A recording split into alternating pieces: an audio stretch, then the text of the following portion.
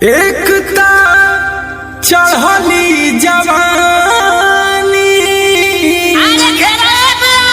ऊपर से बा सुघरा और इतना मीठ मुस्कान बगोरी दिखाते कोई मार जाई।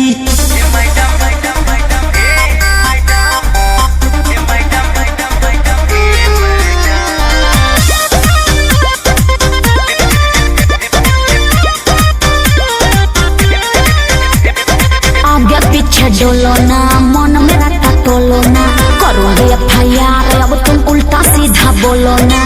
अरे कहाँ FIR करबू सरकार हमरे बा। आगे पीछे डोलो ना मन मेरा टटोलो ना करोगे FIR अब तुम उल्टा सीधा बोलो ना। ए मैडम दूर हटो, don't touch my body. Don't touch my body ये का कहती अरे? हे गुंजन भैया, अरे तारा क्यों अंग्रेजी में गाली दे दिया लो? क्या मैं तुमको गाली दे रही हूँ? अरे मैं तो ये कह रही हूँ कि मेरे बॉडी को मत छुओ।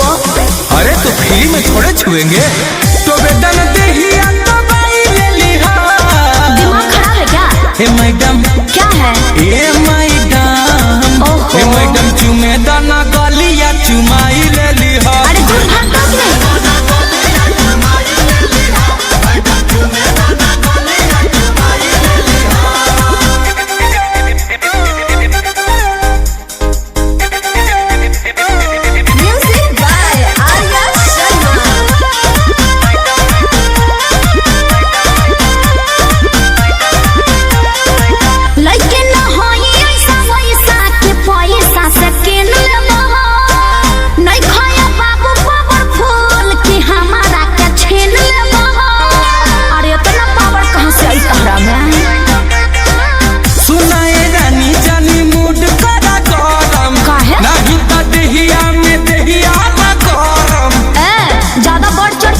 समझा ना?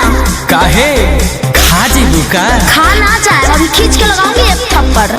अरे तो लगाओ ना, हम वही तो चाह रहे हैं कि हुए। साफ थेथरे हो का एकदम से छुछुंदर। हाँ हाँ हाँ करी रिएक्शन का दवाई ले लिहा। ए मैडम हट होने। ए मैडम का ए मैडम चुमे दाना गालिया चुमाई ले लिहा। फिर क्या होगा?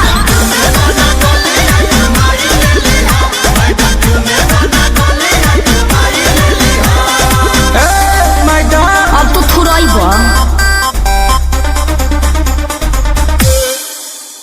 तू लो चाहे लफंगा है तेरा रोज रोज का धंधा है यूं रगड़ रगड़ कर चलता है लगता है साला अंधा है। अंधा है? हाँ। अंधा होगा तेरा बाप। तुम्हारा पूरा खानदान। मुझे अपने प्यार में खोने दो, अपने से जुदा ना होने दो। 10-20 एकड़ मैं लिख दूंगा बस एक बार तो तोने दो। सुधर जा बेटा, चाकू मार के ना तेरी भातरी सब बाहर निकाल दूंगी। तोहरा से ज्यादा हाई फाई घुमाई अपना पीछा लाया पंजोरा तू लगाई ना पूरा होई इच्छा। लास्ट में तारा ठेंगा मिली। अनमोल गुंजन से न होता बड़ा दास हो तो जनी छछा नावा तनिया हवा न पास हो। अच्छा घास डाल रहा है तू? घास? अरे घास नहीं डाल रहे मैडम, तो ये दूसरा चीज है। क्या है? खाइएगा तो मन ताजा हो जाएगा। हाँ, चीज लाए हैं, ऐसा ऐसा चीज मैं रोज खाती हूँ। मेरा दावा है मैडम जी क्या? कि ऐसा चीज आपने कभी नहीं खाया होगा। मुंह मीठा कर दे मिठाई ले लिहा। मैडम इडियट साला। ए मैडम चुमे दाना गलिया चुमाई ले लिहा।